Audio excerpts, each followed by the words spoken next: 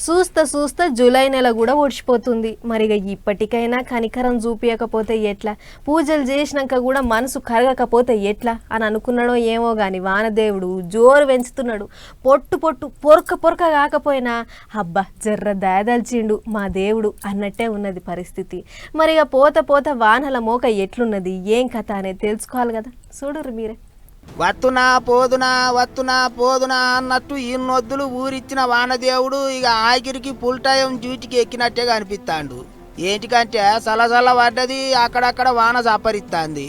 అందుకే ఇన్నొద్దులు వానల కోసం ఎదురు చూస్తాన్న రైతన్నలకు జర్ర నెమ్మలమయ్యేటట్టే ఉన్నది. వాతావరణం ఆఫీసర్లు కూడా పోత పోత వానలు గట్టిగానే ఉన్నాయా అంటున్నారు. కొన్ని జాగాల్లో పెద్ద వానలు కూడా పడతాయా అంటున్నారు. తెలంగాణలో 14 జిల్లాల్లో వానలు ఇరుగమరగ దంచుతాయి, అందరూ పైలంగా ఉండాలి అని చెప్తున్నారు. అటు బంగాళాఖాతంలో గడబిడ గట్టిగానే ఉన్నదట. 2 దినాలల్లో అల్పపీడనం ఉన్నదని అంటున్నారు.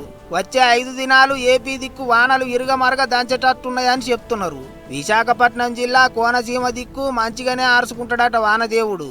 కొన్ని జాగాల్లో పిడుగులు కూడా పడతాయని చెప్తున్నారు. ఇంకో దిక్కు వాగులు వంకలు పొంగి పొర్లుతున్నాయి. పక్క రాష్ట్రాలకేంచి వరద పొంగి పొర్లుతాంది. అందుకే ప్రాజెక్టులన్నీ కలకలలాడుతున్నాయి. జూరాల ప్రాజెక్టు కాడ కృష్ణమ్మ పరవళ్ళు దొక్కుతాంది. శ్రీశైలం నాగార్జున సాగర్ ప్రాజెక్టులు నిండు కుండ లెక్క తయారైనాయి. ప్రకాశం బ్యారేజీ కాడ గేట్లు ఎత్తిండ్రు. ఇటు హైదరాబాద్ లో పొద్దు మీకితే చాలు ఎక్కడనో ఓ జాగల చిటపట సురువైతాంది. బడబడ వాన కొట్టానంటే ట్రాఫిక్ జాములతోని పబ్లిక్ కు సుక్కలు కానొస్తున్నాయి. అయితే వానల కోసం శానొద్దుల సంది ఎదురు చూస్తాన రైతన్నలు మాత్రం సరిపోను వానలు కొట్టాలే, ఆగమయ్యే పరిస్థితి రావద్దు అని కోరుకుంటారు. మరిగా చూడాలే ఏం చేస్తాడో ఆ వరుణుడు. అన్నట్టు ముంపు జాగల్లో ఉండే పబ్లిక్ పైలంగుండుర్రే.